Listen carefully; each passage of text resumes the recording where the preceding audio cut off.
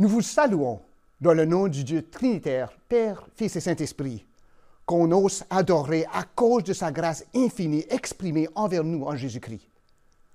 Nous vous invitons à vous joindre à nos 3 églises, l'Église évangélique baptiste d'Ottawa, l'Église missionnaire évangélique baptiste de l'Outaouais et l'Église évangélique baptiste d'Orléans, pour écouter avec nous la lecture de la parole de Dieu, pour entendre la prédication qui nous dirigera à adorer Jésus-Christ et pour lever des chants de louange et des prières à notre Dieu miséricordieux. Que tout ce que nous faisons lui rende la gloire qui en est seul digne. Nous commençons par chanter la gloire de notre Dieu créateur, qui a non juste créé la terre et tout ce qu'elle renferme, mais qui a aussi, par la nouvelle naissance en Jésus-Christ, créé en nous qui croyons la vie éternelle. Louons ensemble l'Éternel. Peuple de Dieu, nous allons adorer ce matin. Encore une fois, je vais vous inviter à vous mettre debout et à chanter de toute votre force. Le Seigneur a été bon envers vous cette semaine et il mérite notre adoration. Là où 2 ou 3 sont assemblés, en son nom, il est là pour bénir. Réjouissons-nous. Oh, oh, oh, oh, oh, oh, oh, oh, oh, oh. Disons-le encore une fois.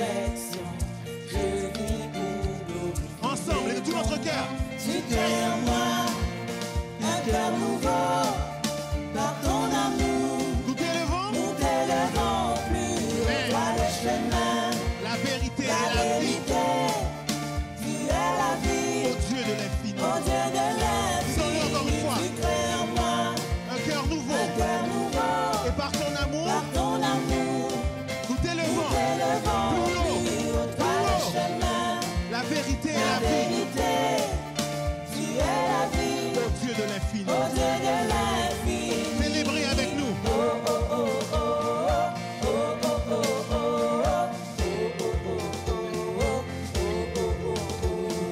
Tu m'as tout donné, je veux le chanter. Joie du Seigneur remplis mon cœur. Et tel un océan, ta grâce répand. Joie du Seigneur. Amen. Remplis mon cœur. Justifié par sa résurrection. Ta résurrection, je vis pour glorifier ton nom. Tu crées en moi un cœur nouveau, par ton amour. Nous t'élevons, plus haut, toi le chemin, la vérité et la vérité. Tu es la vie, ô Dieu de l'infini. Chantons encore une fois. Tu crées en moi un cœur nouveau, par ton amour. Sois dans la joie, peuple de l'Éternel. Plus haut, toi le chemin. Alléluia. La vérité. Tu es la vie, ô Dieu. Tu es la vie, ô Dieu de l'air. Si tu as de l'air et tu respires, danse. Si tu as tes 2 pieds, danse. Si tu as tes 2 mains avec toi, danse. Loue. Célèbre ton Dieu ce matin. Sois dans la joie et baigne dans l'amour de ton Sauveur. J'élèverai ma voix vers toi. Et j'élèverai mes mains. J'élèverai mes mains pour t'adorer toi seul. Je pousserai des Vas-y, pousse un cri de joie devant l'Éternel. J'élèverai ton nom chantant. Dis oh.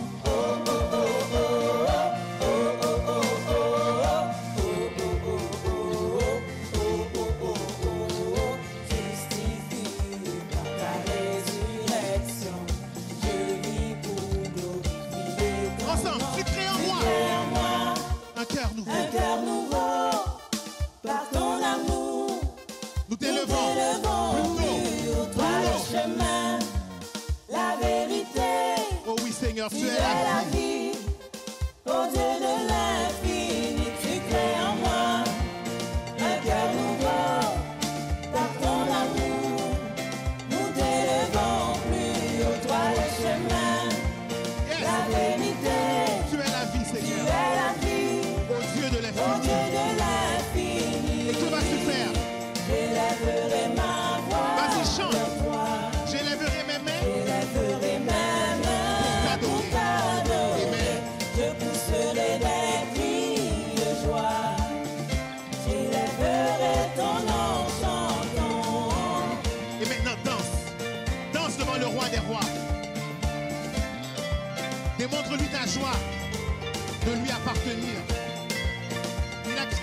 joie, un cœur nouveau.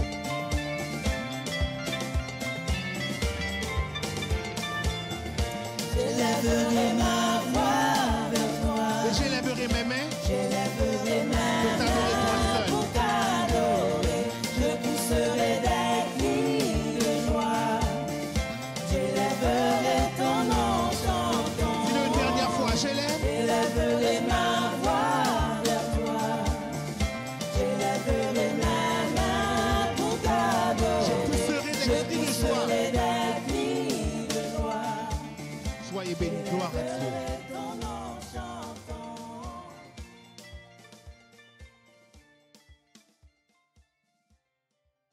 En vérité, Christ est ressuscité. Grâce soit rendue à Dieu qui nous a donné la victoire par son Fils, notre Seigneur Jésus-Christ. Prions ensemble.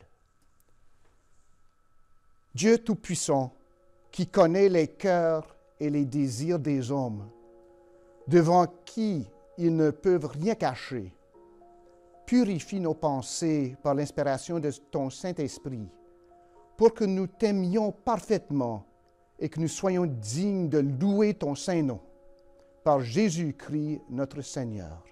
De toi, Seigneur, nous vient tout don parfait.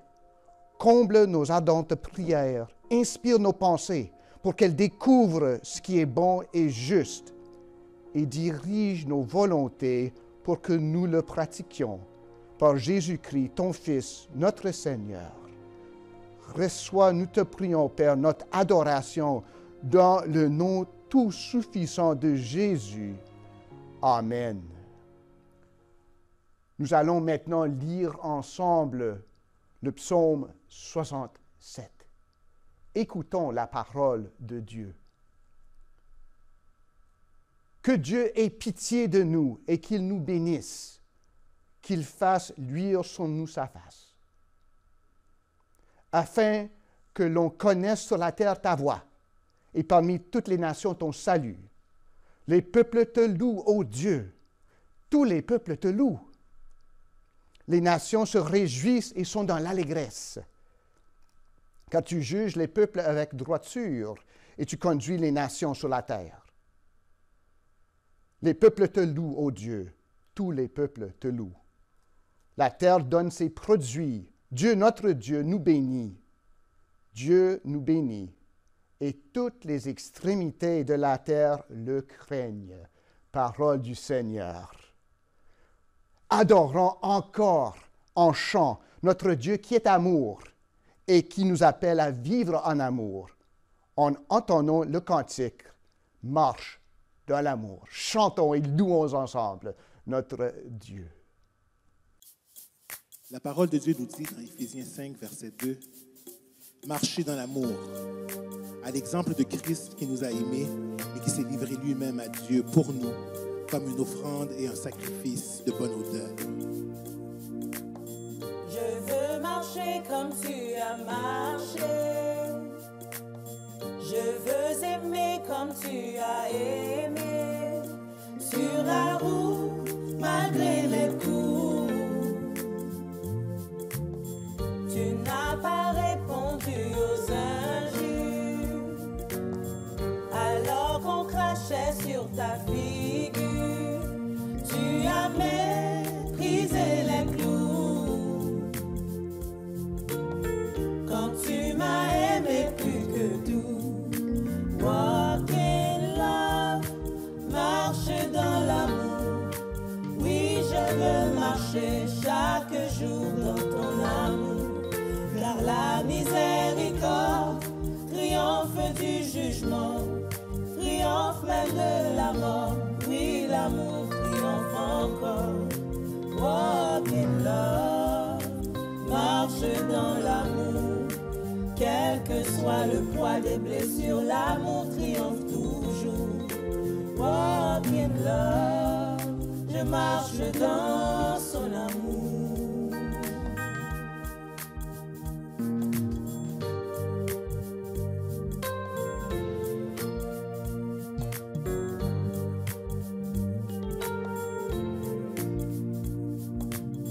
Je fais le vœu de ne plus juger. pardonner. Oh, je vais sur ma bouche.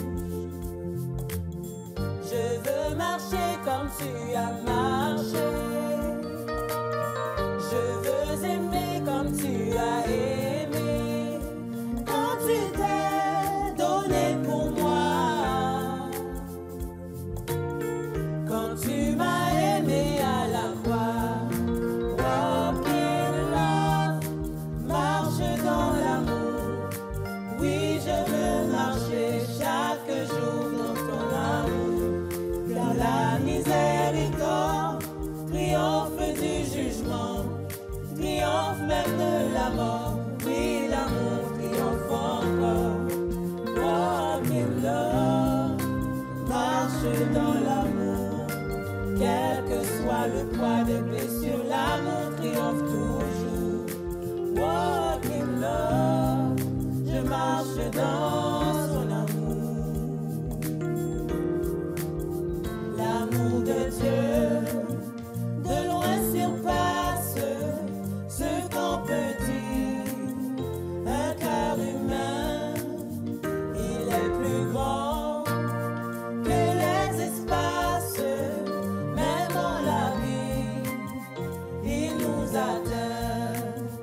Pour le péché de notre monde, Dieu nous donna Jésus. Il nous pardonne en paix profonde, il sauve les perdus. L'amour de Dieu, si fort, si tendre, est un amour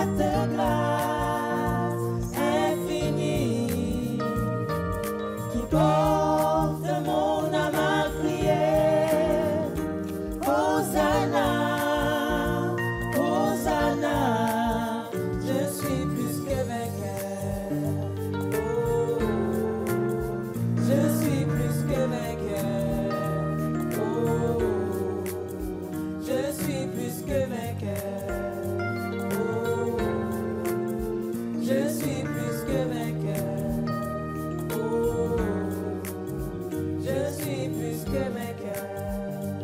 Oh, je suis plus que mes cœurs. Oh, je suis plus. Frères et sœurs, chers amis et visiteurs internautes, nous vous saluons dans le précieux nom de Jésus-Christ ressuscité. Nous vous remercions de votre fidélité pour votre participation semaine après semaine à ce culte en ligne conjoint des églises Égébo, Émébo et Éhébo. Le psalmiste David nous dit au psaume 84 « Que tes demeures sont aimables, Éternel des armées. Mon âme soupire et languit après les parvis de l'Éternel. Mon cœur et ma chair poussent des cris de joie devant le Dieu vivant. Le passereau même trouve une maison et l'hirondelle un nid où elle dépose ses petits. Tes autels, Éternel des armées, mon roi et mon Dieu, heureux ceux qui habitent ta maison, ils peuvent te célébrer encore. Donc sur ces mots, bienvenue à vous tous dans ce culte d'adoration.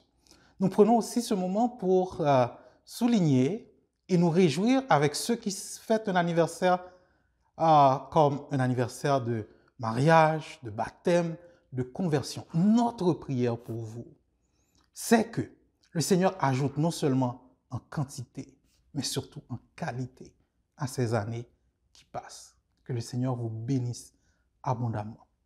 Maintenant, nous vous prions aussi de porter attention aux annonces qui sont sur les sites de vos églises respectives.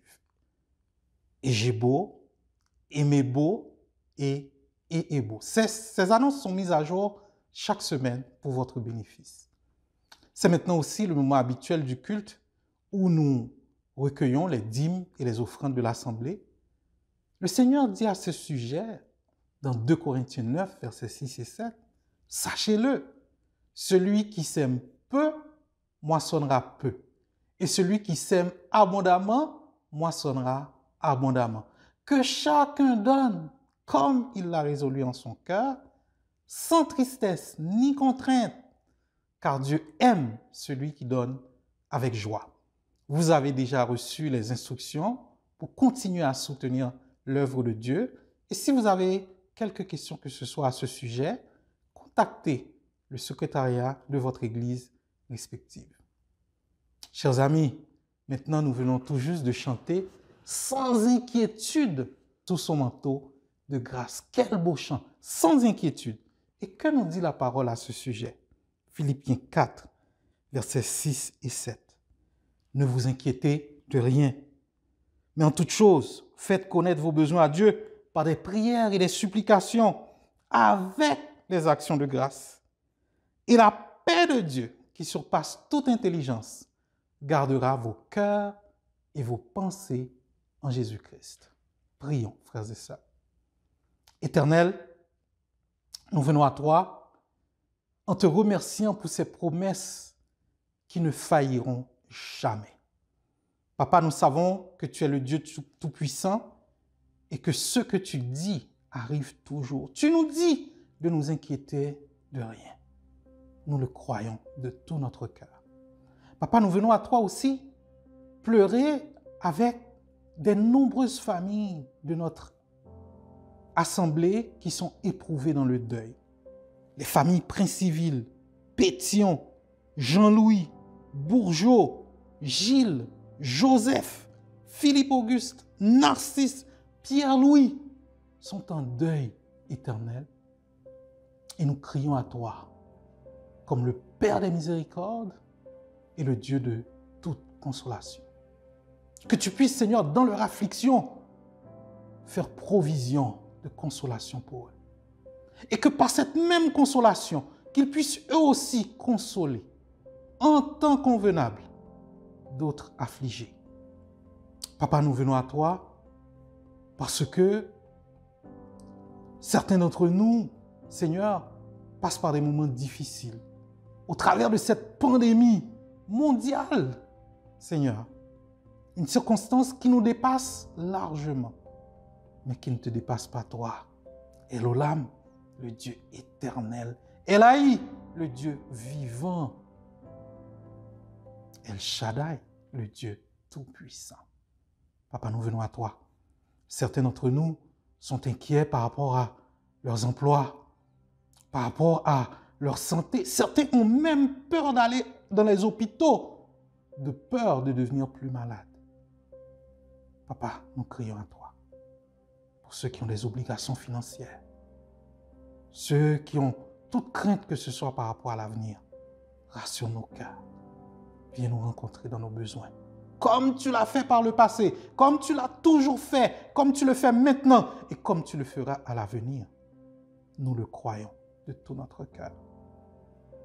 Papa, nous venons à toi implorer les grâces, les secours de ton esprit éternel pour ton Église dispersée dans les maisons éternelles. Présentement, ton Église a besoin d'unité, a besoin de paix.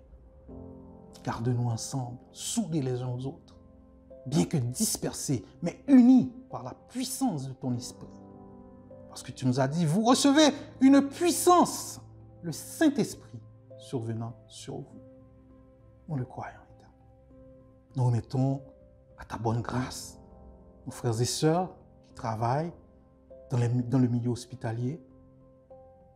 Éternel, ils sont nombreux, certains même sont malades. Éternel, et nous crions à toi, Papa. Nous remettons à ta bonne grâce nos gouvernements, les chefs, ceux que tu as établis en autorité au-dessus de nous, le premier ministre de ce pays, les premiers ministres des provinces, Éternel, les chefs dans les différents ministères, que tu leur donnes un esprit d'intégrité et qu'au travers de ces décisions, tu inclines leur cœur à faire non pas leur volonté, mais ta volonté pour ton peuple. Protège, Éternel, des vies face à cette pandémie. Éternel, fais grâce. Nous remettons à ta bonne main, Seigneur, le prédicateur du jour, Pasteur Arsène. Cache-le en arrière de la croix. Oins-le de ton esprit éternel, et que cette parole ne retourne pas à toi sans effet. Papa, les malades sont entre tes mains. Ceux qui sont perdus sont entre tes mains. Papa, que ce temps de confinement soit un temps de ressourcement spirituel, un temps de renouveau. Nous soupirons après un retour dans la maison de l'Éternel. Mais nous ne voulons pas retourner comme nous sommes partis. Nous voulons être transformés, changés, confrontés, lavés, purifiés par ton esprit éternel, afin que ce retour soit un retour glorieux, dans l'attente du retour de notre Seigneur Jésus. Nous sommes entre tes mains, nos vies sont entre tes mains, notre santé est entre tes mains, nos finances sont entre tes mains, notre éducation est entre tes mains, nos relations, nos émotions, tout est entre tes mains éternelles. Bénis ton Église, accompagne-nous en ce jour et pour toujours, au nom de Jésus-Christ, notre Rédempteur, du Saint-Esprit, consolateur, guide, et de toi, le Père éternel, le seul vrai Dieu. Nous t'avons prié. Amen. Amen. Frères et sœurs, c'est une joie de nous retrouver maintenant, prêts à l'écoute de la parole de Dieu et que nous fassions silence en nos cœurs pour que le Seigneur puisse nous parler au nom de Jésus. Bonne écoute, bonne fin de culte. Que Dieu vous bénisse.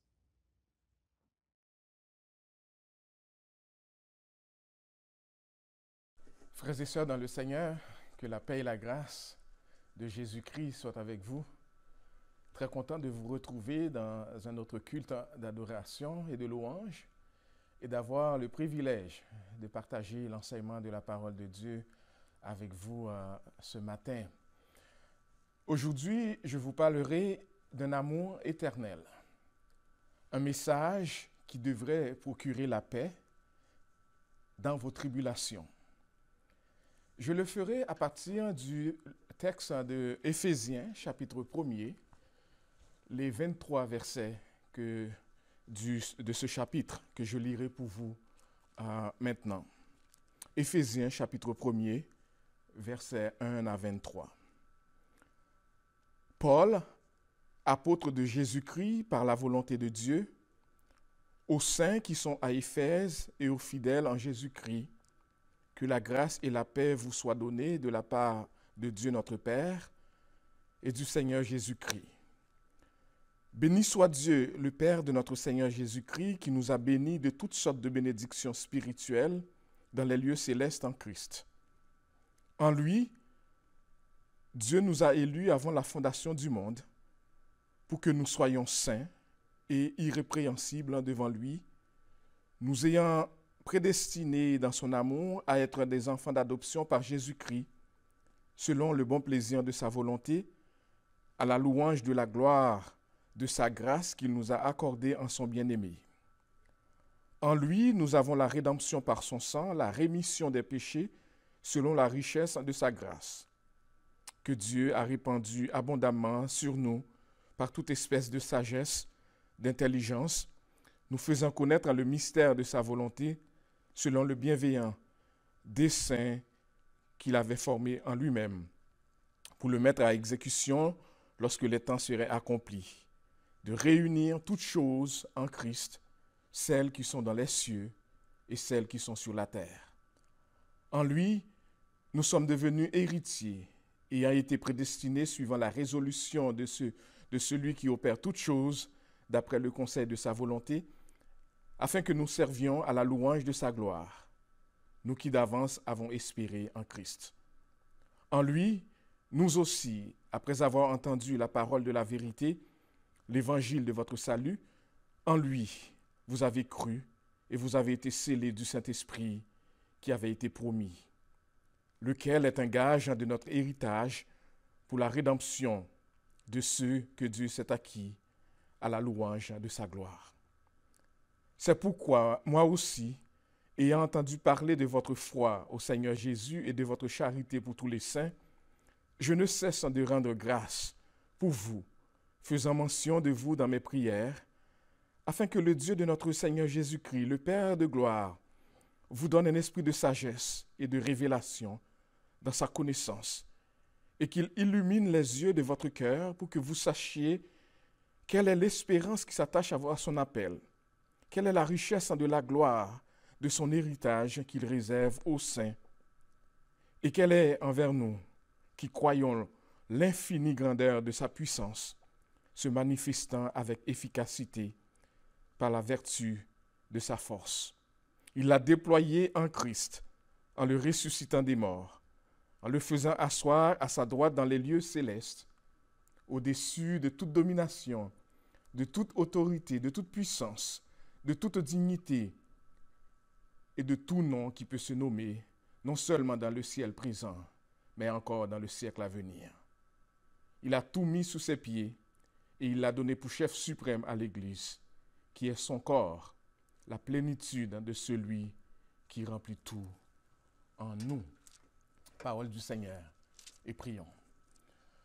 Notre bon Père Céleste en Jésus-Christ, merci pour le privilège, non seulement de pouvoir lire cette parole, de pouvoir l'enseigner à nous-mêmes et à ton peuple, non pas pour connaître encore plus de choses, mais pour connaître comment mieux te servir, mieux vivre pour toi, afin de te plaire dans notre façon de vivre et que toute gloire te revienne, mais aussi pour notre bénédiction à chacun. Ouvre les écluses des cieux pour nous permettre non seulement de délivrer ce message avec grâce, avec simplicité et clarté qui vient de ton onction, mais fais grâce à ton peuple qui écoute, de pouvoir l'écouter et surtout mettre en pratique cette parole dans leur vie. Que ton nom soit glorifié et béni dès avant tous les siècles, maintenant et dans tous les siècles des siècles. Amen. Amen. L'épître aux Éphésiens, chers amis, et j'aimerais préciser tout de suite en le disant que je n'aborderai pas ici la discussion au sujet des destinataires de cette lettre. Vous savez, il y a cette discussion à savoir est-ce que cette lettre a été adressée seulement aux chrétiens de l'Église d'Éphèse ou est-ce que c'était une lettre circulaire qui a été adressée aux différentes églises qui se trouvaient dans la région de l'Asie mineure à cette époque-là? Je me garderai d'aborder ce sujet-là aujourd'hui parce que je vais me concentrer sur le thème du message de ce matin. Donc, l'Épître aux Éphésiens aborde le thème de l'unité. Paul, qui est l'auteur de cette lettre, parle de l'unité de deux manières. Dans un premier temps, Paul parle de l'unité où il explique la base de l'unité dans l'Église, avec le verset 10 comme étant le thème central. Le verset 10 nous révèle le plan de Dieu, plan qui vise à réunir toutes choses en Christ. Et dans un deuxième temps, il explique comment maintenir cette unité. Cependant, chers amis, en arrière-plan de ce grand thème de l'unité, on voit le Dieu de grâce qui, dans son plan divin, déballe, si je peux le dire ainsi, déballe son amour envers tous ceux et toutes celles qui lui appartiennent. Ce chapitre sur lequel porte le message d'aujourd'hui se divise en deux parties. Après avoir fait ses salutations typiques à lui-même, Paul, au verset 3 à 14, nous donne une liste de bénédictions immenses. Une liste de bénédictions merveilleuses qui appartiennent à ceux et celles qui sont en Jésus-Christ, qui ont placé leur foi en Jésus, qui sont donc sauvés. Et au verset 15 à 23, Paul loue le Seigneur pour leur foi en Jésus et prie pour ces croyants qui sont en Jésus-Christ. Mais ce que je souhaite que nous voyons ensemble ce matin, en arrière-plan de ce chapitre ou même de ce livre que nous ouvrons devant nous, c'est la motivation de l'amour de Dieu qui dirige cet épître, qui dirige tout le processus de cette unité dont Paul va parler. Et ce que je souhaite également, c'est que vous arriviez à la même conclusion que moi. À la même conclusion, après avoir lu ce texte, après avoir entendu ce message, que vous arriviez à la même conclusion que moi. Et quelle est cette conclusion? La conclusion est la suivante. Si Dieu nous a aimés autant, au point de nous sauver en Jésus-Christ, et là, je réfère à Jean 3, chapitre 16, Jean 3, verset 16, pardon. Si Dieu nous a tant aimés et a donné son Fils Jésus-Christ, son bien-aimé Fils, pour nous sauver, à la suite d'une mort humiliante, d'une mort sacrificielle, si Dieu nous aime autant jusqu'à nous combler, après nous avoir sauvés d'autant de bénédictions en Jésus-Christ, est-ce qu'il y a une situation? Est-ce qu'il y a un problème? Est-ce qu'il y a une souffrance? Est-ce qu'il y a une maladie? Est-ce qu'il y a une circonstance qui devrait nous faire douter de son amour ou qui pourrait nous priver de son amour? En fait, Paul a déjà réglé ce problème quand il a dit en Romains chapitre 8, versets 35 à 37, « Qui nous séparera de l'amour de Christ? Sera-ce la tribulation, ou l'angoisse, ou la persécution, ou la faim, ou la nudité, ou le péril, ou l'épée? Selon qu'il est écrit, c'est à cause de toi qu'on nous met à mort tous les jours, qu'on nous regarde comme des brebis destinées à la boucherie. Mais en toutes ces choses, nous sommes plus que vainqueurs par celui qui nous a aimés. » Mais comme c'est souvent le cas, chers amis, comme c'est souvent le cas dans notre vie chrétienne, nous avons tendance à oublier ces vérités fondamentales lorsque surviennent les épreuves, lorsque surviennent les tribulations, les malheurs dans notre vie, ou dans la vie des gens qui sont chers à nous. Lorsque les problèmes frappent à nos portes, nous avons tendance à oublier ces bénédictions de Jésus dans nos vies. Ainsi, un rappel de la profondeur, de l'amour éternel de Jésus pour nous qui sommes les siens peut être très salutaire. Et j'aimerais m'adresser, alors que je commence ce message, j'aimerais m'adresser à vous, frères et sœurs en Christ, qui souffrez maintenant. Vous qui souffrez et qui, en dépit des intercessions des saints qui vous entourent, malgré leurs prières incessantes pour vous, vous attendez encore la guérison, une guérison qui tarde à venir. Le cancer menace encore votre vie. Le poids du deuil se fait de plus en plus lourd et pesant, et la tristesse vous envahit. Les maladies rongent encore vos corps. Les problèmes se multiplient. La crise actuelle semble vous frapper plus fort que n'importe qui d'autre. Et par moments, chers amis, il peut vous arriver de douter de l'amour de Dieu pour vous. Eh bien, qu'il plaise à Dieu ce matin d'utiliser ces paroles de ma bouche pour vous rassurer que peu importe les souffrances qui pèsent sur votre vie ces temps-ci, peu importe la maladie, peu importe la souffrance, peu importe le problème qui vous tracasse, s'il y a une chose dont vous pouvez être certain, s'il y a une chose dont vous devez être certain, c'est que Dieu n'est pas indifférent à votre situation. Dieu ne peut être indifférent à votre souffrance. Et surtout, Dieu continue à vous aimer malgré la souffrance par laquelle vous passez présentement. Vous êtes ses enfants adoptifs en Jésus-Christ. Son amour pour vous est éternel. Vous pouvez compter sur ce Dieu. Un Dieu qui n'abandonne jamais les siens. Un Dieu qui nous a tellement aimés, qui nous a donné son propre Fils. Comment pourrait-il nous laisser à nous-mêmes dans les difficultés, les tracas de la vie? Vous savez, quand je fréquentais Sœur Annie, qui est, j'allais dire ma blonde, qui est ma femme depuis 20 ans, j'aimais lui dire avant mes débats, avant nos discussions, nos chicanes, parce qu'apparemment j'étais une personne qui aimait beaucoup les débats, les discussions, j'aimais lui dire, pour lui rassurer, que c'est important que tu comprennes que mes chicanes, mes débats, si houleux soient-ils, ne remettent pas en question mon amour pour toi.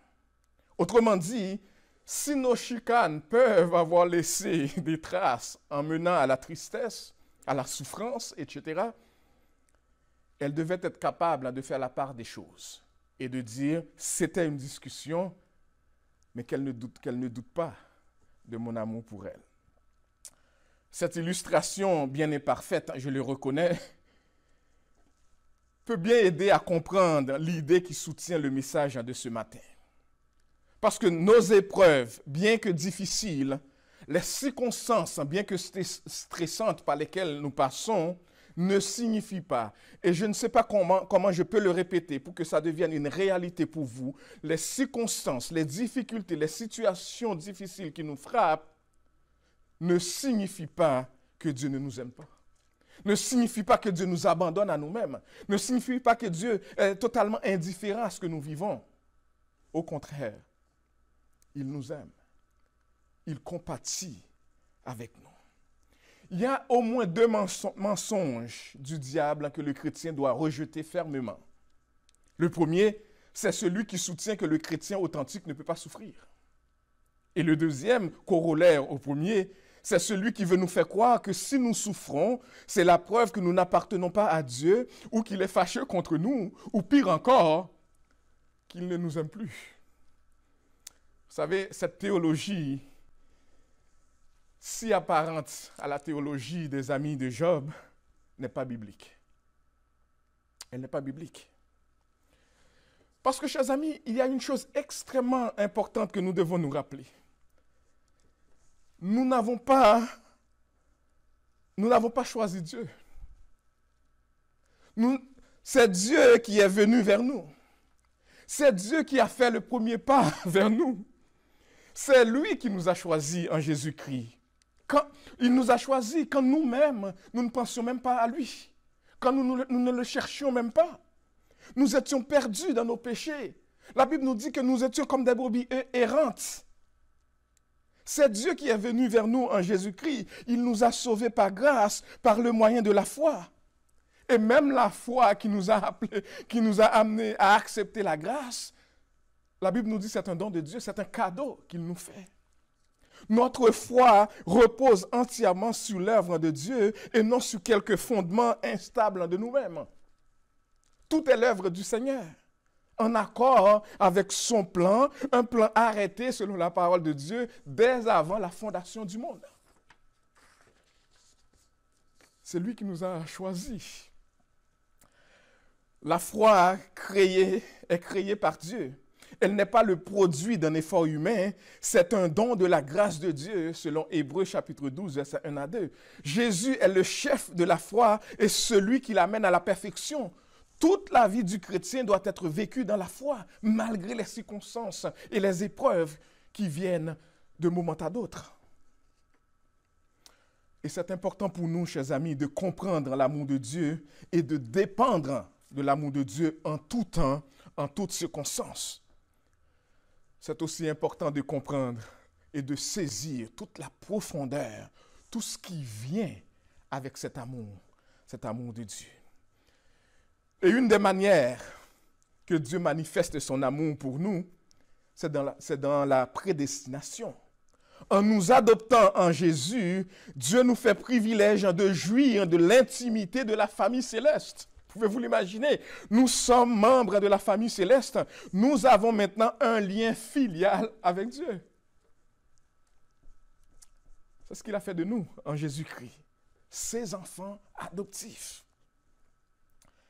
Mais en plus d'avoir fait le premier pas vers nous et de nous avoir sauvés en Jésus-Christ avant la fondation du monde, ce que l'on appelle la prédestination souveraine, il continue de renouveler sa bonté à notre endroit, de nous témoigner sa miséricorde. Il associe sa grâce et sa miséricorde à notre avantage. Vous vous rappelez l'enseignement de Pasteur Gordon la semaine passée? En associant sa grâce et sa miséricorde, il nous donne ce que nous ne méritons pas, qui est sa grâce. Il nous donne la vie éternelle, le salut en Jésus-Christ. Et dans sa miséricorde, il ne nous donne pas ce que nous méritions, la mort éternelle, une vie loin de Dieu, loin de sa présence, qui serait le salaire de notre péché. Il nous donne ce que nous ne méritons pas, il nous donne la grâce, et il ne nous donne pas ce que nous méritions, ce que nous mériterions, qui serait la mort éternelle. Quel échange, et quelle grâce, et quelle miséricorde. C'est en lui, en Jésus-Christ, c'est lui qui, en Jésus-Christ, a fait tomber le mur de séparation qui nous séparait de lui et qui nous donne maintenant un libre accès en sa présence. Nous n'avons rien fait pour cela. Son amour a tout motivé. Et chers amis, aucune œuvre de notre part ne nous aurait valu sa grâce ou sa miséricorde.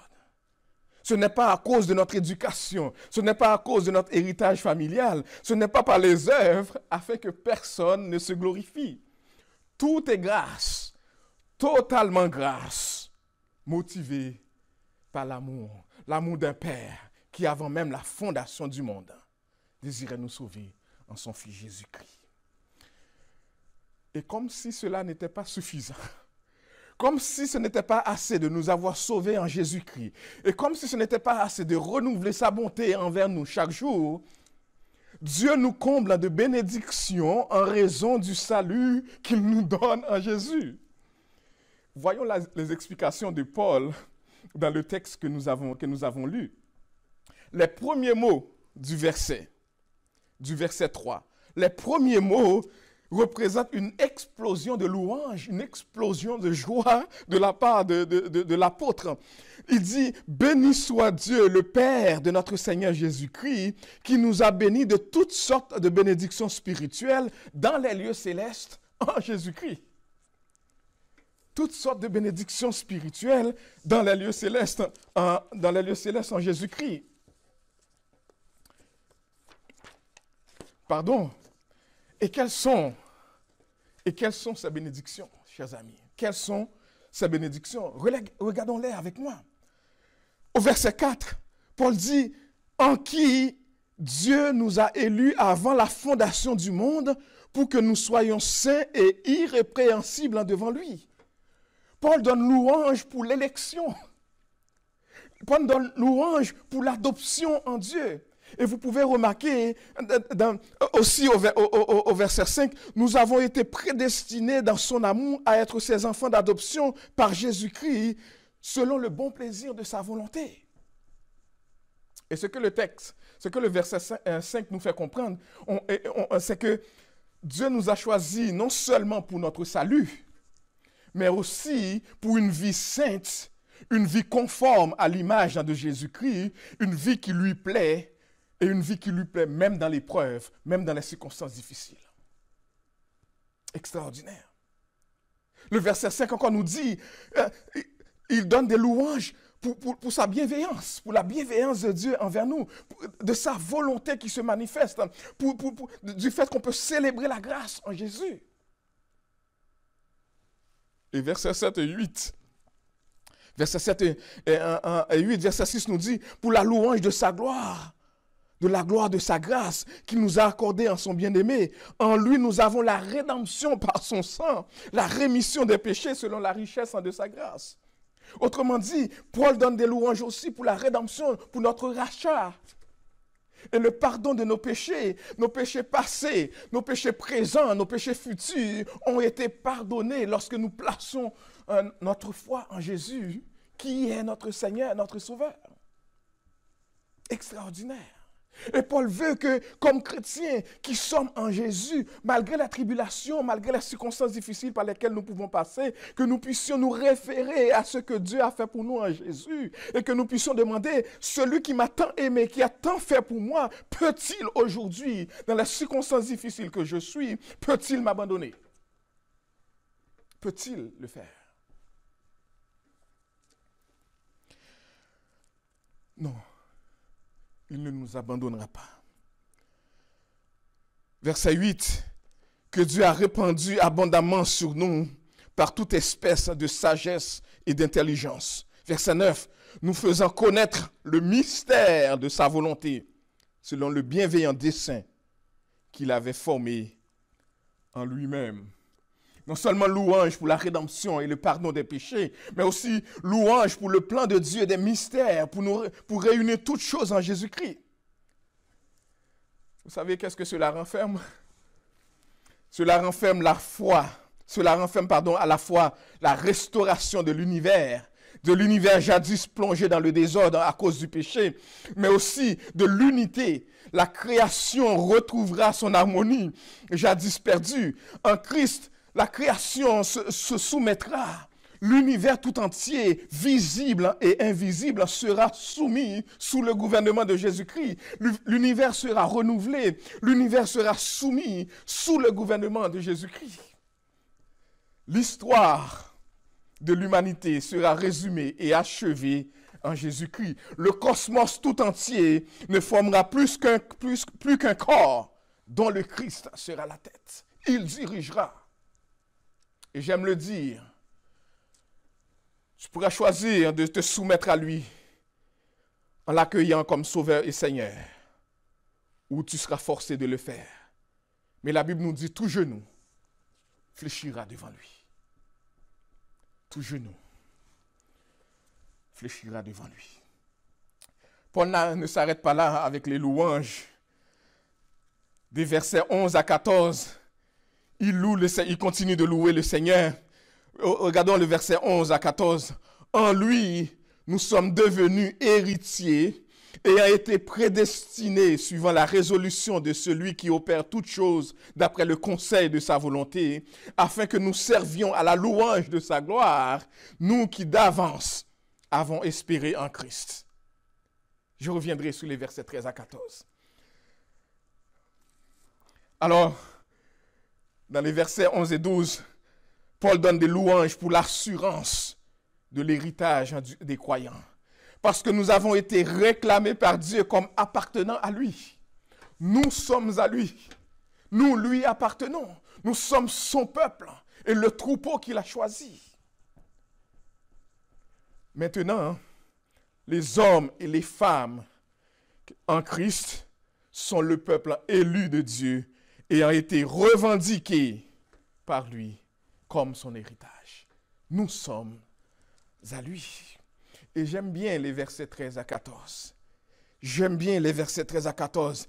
Le texte nous dit, en lui, après avoir entendu la parole de la vérité, l'évangile de votre salut, en lui, vous avez cru et vous avez été scellés du Saint-Esprit qui avait été promis, lequel est un gage de notre héritage pour la rédemption de ceux que Dieu s'est acquis à la louange de sa gloire. Amen. Nous avons été scellés de son sceau, le sceau du Saint-Esprit. Il faut que je vous explique cela parce que c'est tellement important de le saisir.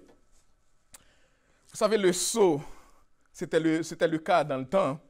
Lorsqu'on achetait quelque chose, le propriétaire qui achète met son sceau. Et à partir du moment qu'il met son sceau sur la chose qu'il vient d'acheter, eh bien, ça lui appartenait. Personne ne pouvait le réclamer, personne ne pouvait plus l'acheter. Eh bien, le sceau que l'acheteur posait sur une marchandise qu'il venait d'acquérir indiquait le changement de propriétaire.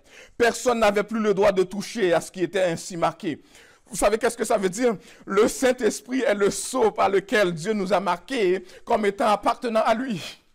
Nous sommes à lui. Et le texte nous dit, regardez bien ceci, le texte nous dit, le Saint-Esprit est le gage. Le Saint-Esprit est la garantie sur notre salut. Le Saint-Esprit est la compte. Le Saint-Esprit est l'avant-goût de la délivrance que Jésus nous a acquise par sa mort et sa résurrection. Le Saint-Esprit, c'est la mise de fonds que Jésus a placée sur notre vie au point que personne ne peut nous faire dévier et nous réclamer parce que nous appartenons à Dieu en Jésus-Christ. Quel réconfort, quel espoir, quelle espérance, quelle garantie. Le Saint-Esprit atteste que nous lui appartenons. Nous sommes à lui. Ce qui explique que l'œuvre du salut de Dieu en Christ pour nous est authentique, parfait et ne peut plus être mis en doute. C'est une garantie, c'est un gage qui fait partie de ce qu'il garantit. C'est un acompte de l'héritage qui est gardé en réserve, une promesse pour nous que le meilleur est encore à venir, notre héritage final en Jésus-Christ, le pas encore dans le déjà présent. Le pas encore, ce qu'on attend encore, l'arrivée finale de pouvoir jouir de l'héritage dans la vie éternelle qu'on attend encore, mais qu'on a déjà commencé dans la vie éternelle qui a commencé dès notre conversion, dès notre vie en Jésus-Christ. Nous marchons déjà en Jésus, mais il y a encore beaucoup plus qui nous attendent. Et cela viendra. Et cela viendra lorsque nous aurons à vivre avec lui pour l'éternité. Là où il n'y aura plus de tribulation, plus de maladie, plus de peur, plus de souffrance, plus de cancer. Dans l'éternité céleste, avec lui. C'est John Stott qui a dit ceci. Le Saint-Esprit n'est pas seulement la promesse de Dieu. Il est en deuxième lieu le sceau de Dieu. Le sceau est une marque de propriété et d'authenticité. Le bétail était marqué du sceau de leur maître comme preuve de leur appartenance à celui-ci. Mais de tels sceaux laissaient une empreinte externe, tandis que le sceau de Dieu s'imprime dans le cœur. Dieu met son Saint-Esprit, son esprit, en chacun des siens pour graver en eux sa marque de propriété. Nous sommes à lui. Quel amour éternel. Quelle garantie. En tout ceci, chers amis, Paul semble nous dire, si nous pouvions comprendre l'amour de Dieu pour nous, à sa vraie dimension, à sa juste valeur, et dans sa toute profondeur, nous serions toujours en action de grâce devant lui, en dépit des circonstances. Et nous ne douterions jamais de cet amour, malgré les souffrances, malgré les tribulations, malgré les dures épreuves par lesquelles nous passons.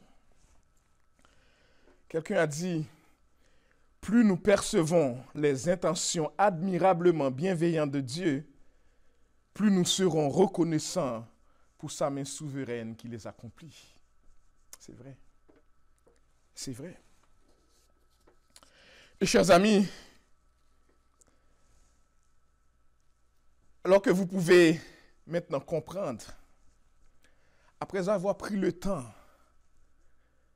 de leur rappeler toutes les bénédictions spirituelles qui fait partie du package que nous avons lorsque nous mettons notre foi en Jésus-Christ, Paul va passer à une autre phase, ce que j'ai appelé la deuxième étape de ce chapitre. Alors, vous pouvez comprendre ce qui se passe dans cette deuxième partie du chapitre à partir du verset 15. Paul apprend que les chrétiens d'Éphèse ont bien saisi le message de l'Évangile. Non seulement qu'ils l'ont bien saisi, mais aussi qu'ils le mettent en pratique dans leur vie, au point qu'ils témoignent de l'amour les uns envers les autres.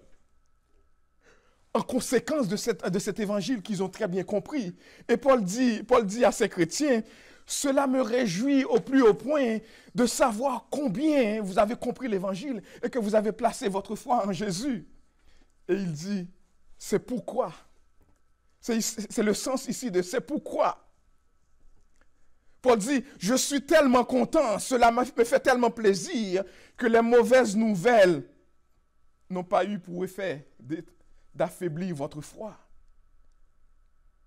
Eh bien, je ne cesse de remercier le Seigneur pour vous. C'est pourquoi, moi aussi, ayant entendu parler de votre foi au Seigneur Jésus et de votre charité pour tous les saints, je ne cesse de rendre grâce pour vous en faisant mention de vous dans mes prières. Parce que malgré les épreuves, vous avez su apprécier la faveur de Dieu en Jésus-Christ.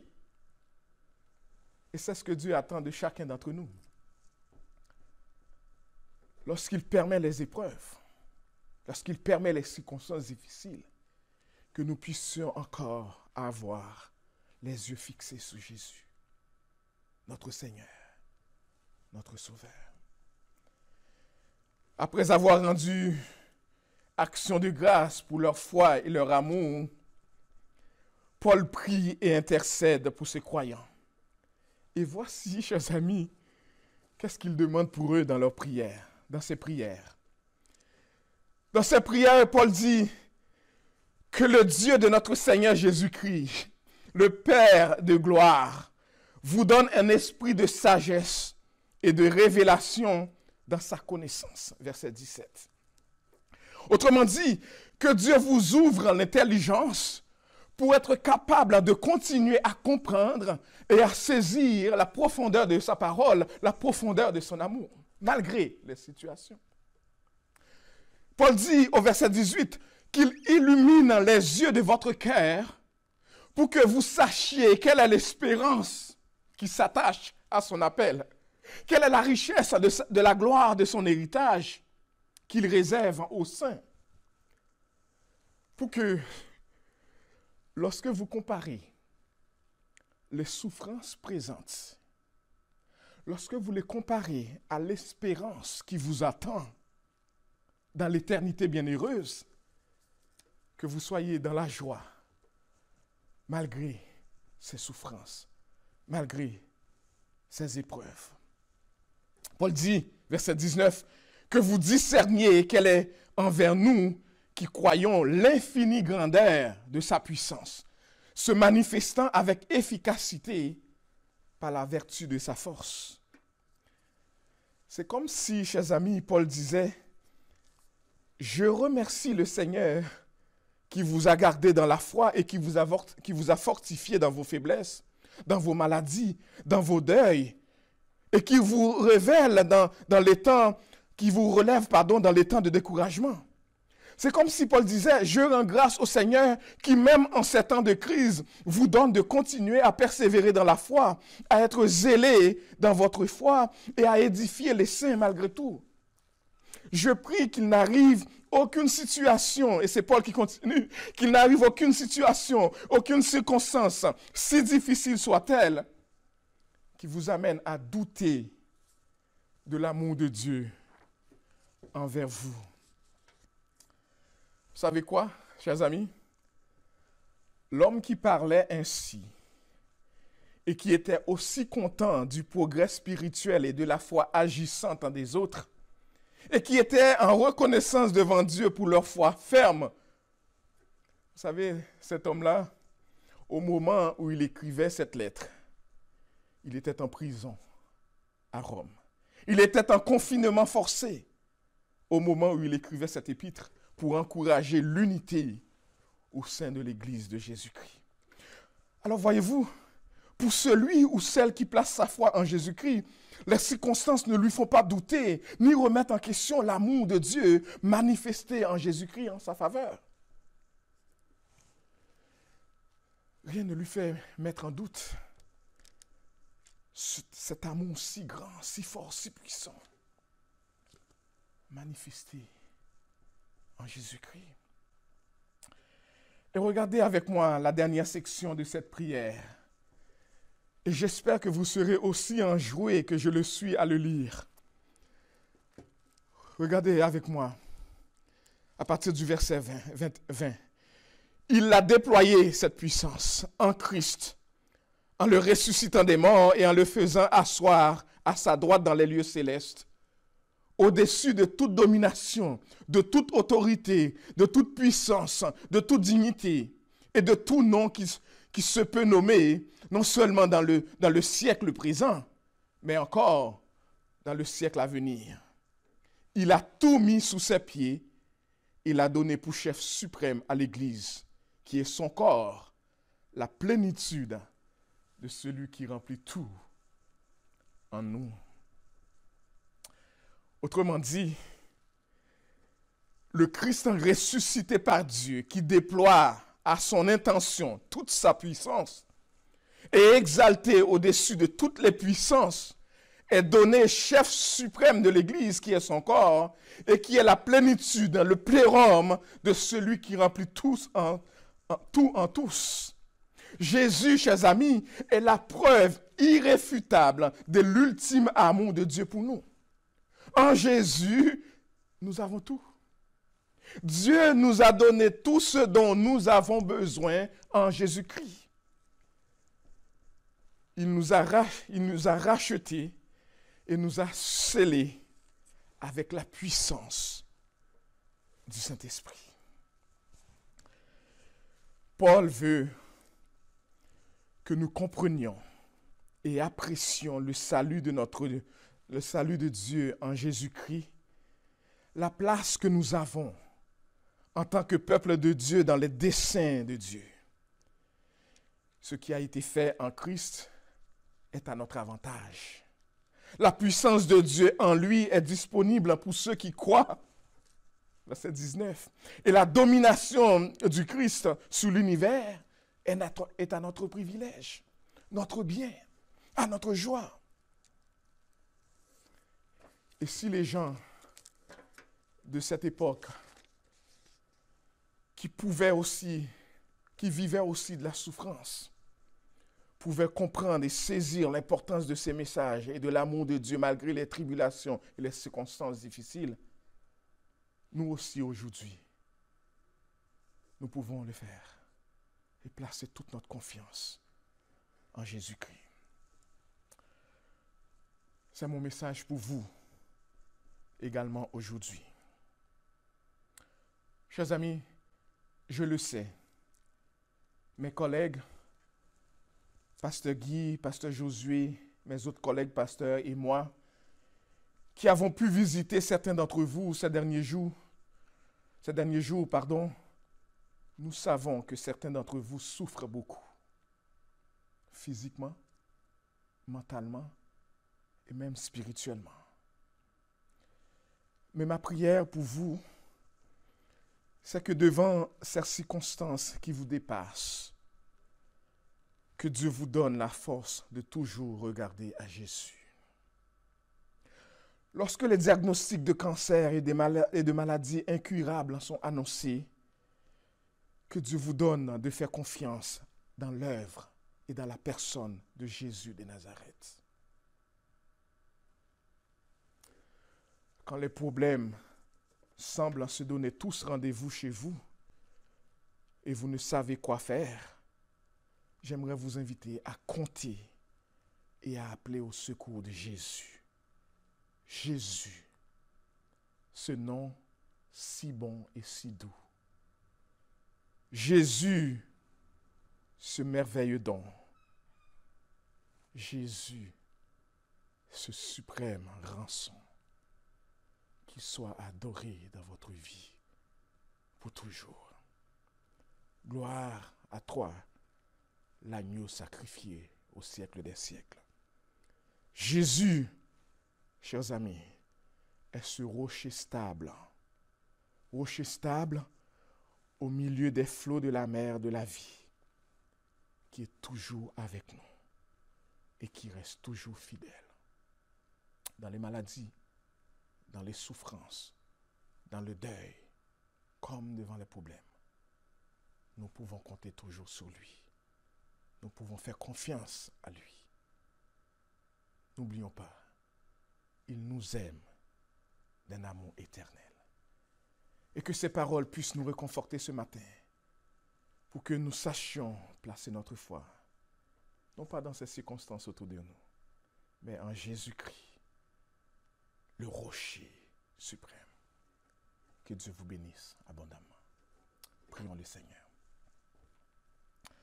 Notre bon Père Céleste en Jésus-Christ, merci de nous avoir donné le privilège de t'adorer, d'adorer Jésus ce matin, encore une fois, confinés dans nos maisons, mais quand même dans la joie de pouvoir le faire. Et merci de nous avoir envoyé le message de ta parole pour nous rappeler combien tu nous aimes et tout ce qui vient avec cet amour. Tu nous as aimés au point que tu as donné ton bien-aimé Fils Jésus-Christ. Il est venu dans ce monde, a vécu comme un des nôtres, sans jamais pécher. Il a été jusqu'à la croix, donné sa vie. Il est ressuscité, il intercède pour nous. Et ta parole nous dit, si tu nous as donné Jésus, qu'est-ce que tu ne nous donnerais pas avec lui? Fais-nous grâce au Père, que même dans les circonstances les plus dures, les plus difficiles que nous aurons à rencontrer dans ce monde, que rien ne vienne nous faire douter de l'amour infini, l'amour puissant et grand que tu nous as démontré en Jésus. Fais-nous grâce de toujours regarder à lui, notre souverain berger, notre roi des rois. À lui toute la gloire, tout l'honneur, au siècle des siècles. Amen. Et je vous invite maintenant, peuple de Dieu, à profiter de cette bénédiction spéciale que va nous offrir l'équipe de louange des Mébeaux, que je vous invite à écouter ensemble.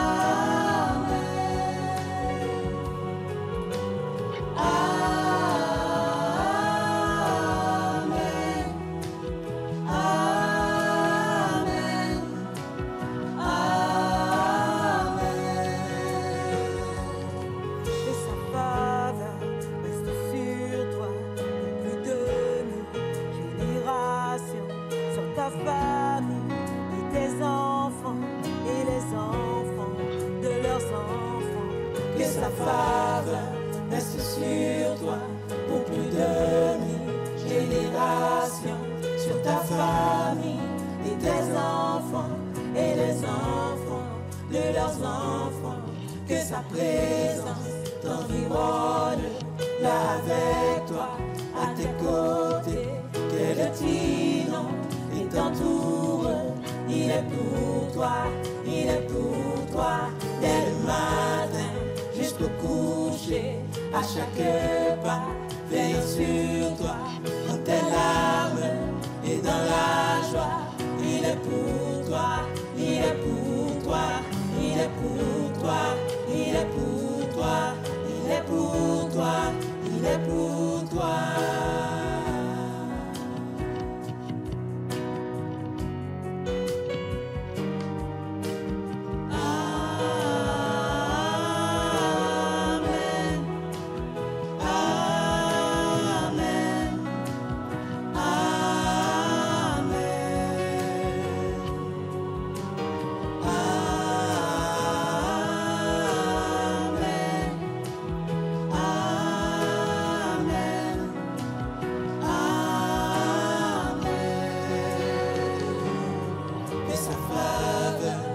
Sur toi pour plus de 1000 générations, sur ta famille et tes enfants et les enfants de leurs enfants.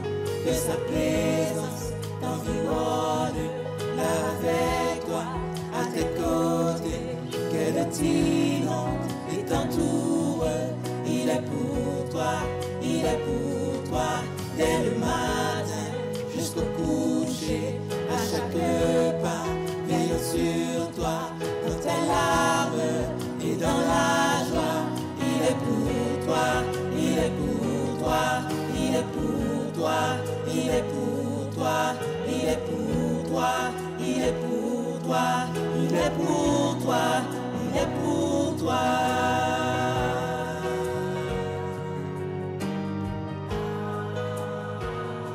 Recevons maintenant la bénédiction. Vous donc, bien-aimés, qui êtes avertis, mettez-vous sous vos gardes, de peur qu'entraînés par l'égarement des impies, vous ne veniez à déchoir de votre fermeté. Mais croissez dans la grâce et dans la connaissance de notre Seigneur et Sauveur Jésus-Christ. À lui soit la gloire, maintenant et pour toute l'éternité. Amen. Allez avec la paix du Seigneur. Que Dieu vous bénisse abondamment. Reste sur toi pour plus de 1000 générations, sur ta famille et tes enfants et les enfants de leurs enfants. Que sa faveur reste sur toi pour plus de 1000 générations, sur ta famille et tes enfants et les enfants de leurs enfants. Que sa présence t'environne, là avec toi, à tes côtés, que le tyran t'entoure. Il est pour toi, il est pour toi, dès le matin jusqu'au coucher, à chaque pas, veillant sur toi, dans tes larmes et dans la joie. Il est pour toi, il est pour toi, il est pour toi, il est pour toi, il est pour toi, il est pour toi.